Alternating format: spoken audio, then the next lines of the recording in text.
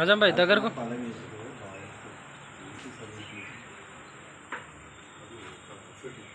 కాంగ్రెస్ ప్రభుత్వం స్వతంత్రం వచ్చినప్పటి నుంచి కూడా అసలు కరెంటు రావడానికి ఎవరు కారణమయ్యారంటే మరి కాంగ్రెస్ కావచ్చు. పోచంపాడులో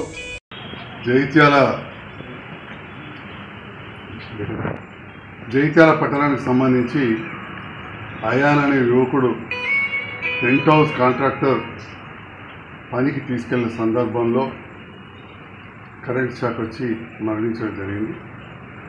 వారి తల్లి షిరీన్కు తండ్రికి ఆ కుటుంబాన్ని ఆదుకోవడానికి, ఎందుకంటే ఎదుగచ్చిన పిల్లాడు చనిపోయి కాబట్టి ప్రభుత్వ పక్షాన 5 లక్షల రూపాయల ఆర్థిక సాయం అందించబడింది. దాంట్లో 50,000 రూపాయలు ఇమ్మీడియట్గా తక్షణం వాళ్ళు తీసుకోవచ్చు, చెక్ ఇచ్చినాం. మిగతా చెక్ 50,000 లేనా, అట్లనే 4.5 లక్షలు బాండ్ ఇచ్చినాం. 5 साल के बाद बढ़के हुआ. అట్లనే తిప్పనపేటలో నల్వాల నర్సయ్య చనిపోయినప్పుడు సందర్భంలో 50,000 రూపాయలు చెక్ చేయడం జరిగింది. అట్లనే 4.5 లక్షల బాండు వాళ్ళ భార్య గంగుకు, కొడుకు రమేష్ ఇవ్వడం జరిగింది. మరి ఇవన్నీ కూడా రావడానికి కారణమైన మా ఎలక్ట్రిసిటీ డిపార్ట్మెంట్ అధికారులకు, ముఖ్యంగా మా ఏడీ జవహర్లాల్ నెహ్రూ గారికి, ఏఈ సుందర్ గారు, ప్రవీణ్ గారు, ఇతర ఎలక్ట్రిసిటీ డిపార్ట్మెంట్ నిరంతరం ఈ విషయంలో ఫాలోఅప్ చేసిన మా నాయకులు రాజ్ కుమార్ గారు, దాదాపు ముజాహిద్, మా తిప్పనపేట రౌత్ గంగాధర్ గారు, మా మహేష్ గారు, వారందరికీ కూడా పేరున ఇందులో నాకు చేదోడుగా ఉన్నందుకు, వారికి ఆర్థిక సాయం అందే విధంగా చూసినందుకు హృదయపూర్వక ధన్యవాదాలు కూడా తెలియజేస్తాను.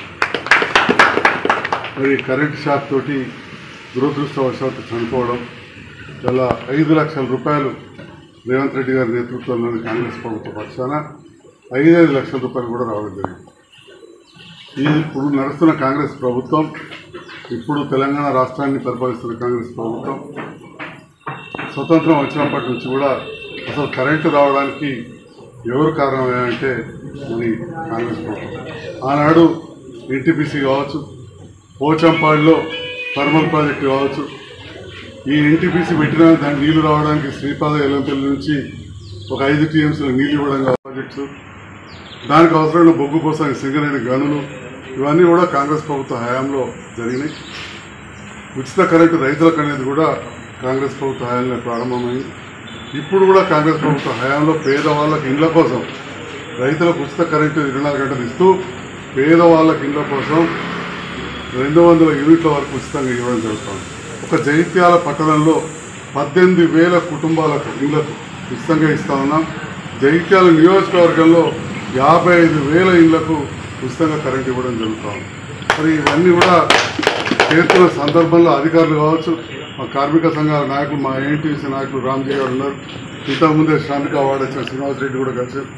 వీళ్ళందరూ కూడా, మిగతా కార్మిక సంఘాలు కూడా నిరంతరం పనిచేయబట్టే ఈనాడు ఇవన్నీ కూడా జరుగుతున్నాయి. మరి ఇటువంటి సందర్భంలో ఈ ప్రభుత్వం ఈ దురదృష్టవశాత్తు ఈ సంఘటన జరిగినప్పుడు 5 లక్షలు కూడా ఇవ్వడం చాలా సంతోషం. ప్రాణాన్ని తీసుకురాకపోయినా కానీ 5 లక్షల రూపాయల ఆర్థిక సాయం చేయాలి. ఈ కార్యక్రమంలో పాల్గొన్న గౌరవ పెద్దలు దామోదరరావు గారికి, సాయిగౌడ్ గారికి, అంజయ్ గారికి, శేఖర్ గౌడ్ గారికి, ఇంకా ఇక్కడ చాలామంది పెద్దలు, యువకులు వచ్చారు. వారందరూ కూడా పేరు పేరున రెడ్డికి అందరికీ హృదయపూర్వక నమస్కారం తెలియజేస్తాను.